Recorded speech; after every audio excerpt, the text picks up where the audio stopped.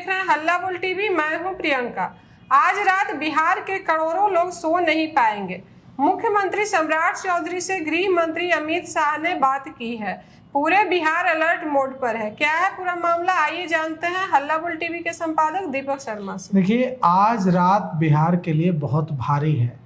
गंडक में कभी भी पानी अब आ सकता है, क्योंकि नेपाल में फ्लैश फ्लड आया है और वहाँ 100 से भी ज़्यादा लोग गायब हो गए हैं, लापता हो गए हैं इस फ्लैश फ्लड में।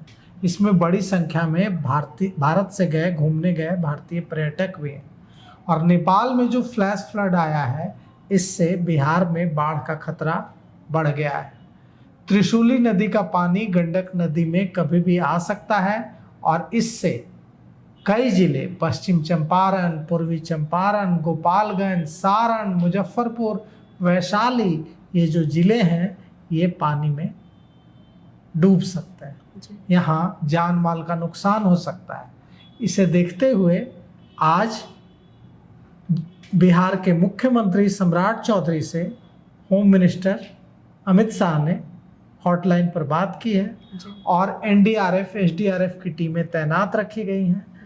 अमित शाह ने कहा है कि बिहार को हर संभव मदद केंद्र सरकार से मिलेगी, लेकिन बिहार में जो स्थिति अब ये है कि आज रात घबराने की ज़रूरत तो नहीं है, लेकिन सतर्क रहने की ज़रूरत ज़रूर है, क्योंकि आज रात बिहार के लिए बहुत भारी हो सकता है। गंडक में पानी आ सकता है और इसे देखते हुए पूरा बिहार सतर्क है। बिहार के मुख्य सचिव, बिहार के डीजीपी, सबको अलर्ट मोड पर रहने का निर्देश दिया गया है, होम मिनिस्टर के तरफ से भी और मुख्यमंत्री सम्राट चौधरी के तरफ से भी। अब यह सवाल उठता है कि नेपाल में आखिर क्या हो गया ऐसा जिसकी वजह से बिहार खतरे में है।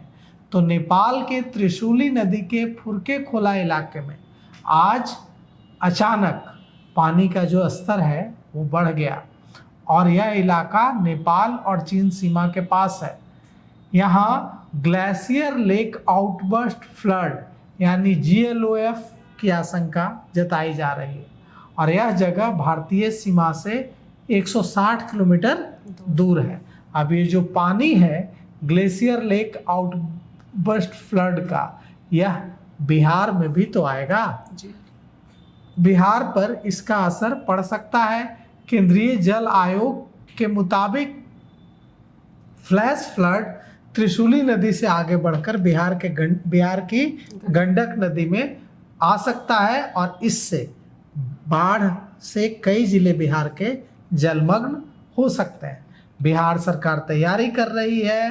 बिहार के डिप्टी सीएम हैं, जल संसाधन मंत्री हैं विजय चौधरी। डिप्टी सीएम जल संसाधन मंत्री विजय चौधरी ने कहा है कि लोग घबराएं नहीं, लेकिन सतर्क जरूर रहें।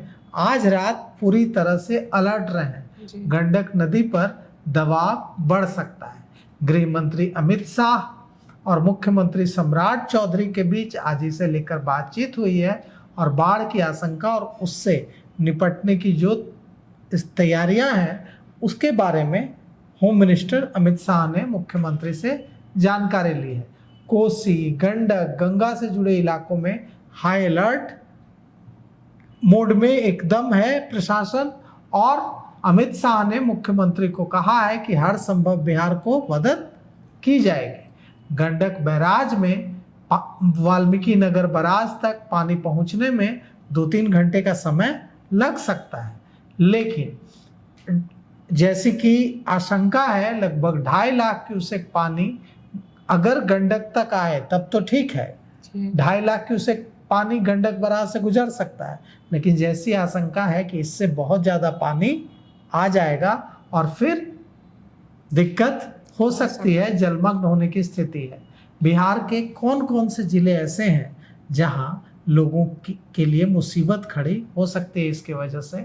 तो यह है पूर्वी चंपारण, पश्चिमी चंपारण, सारण, गोपालगंज, वैशाली, मुजफ्फरपुर, सीतामढ़ी और शिवहर। इन जिलों में बाढ़ का खतरा है।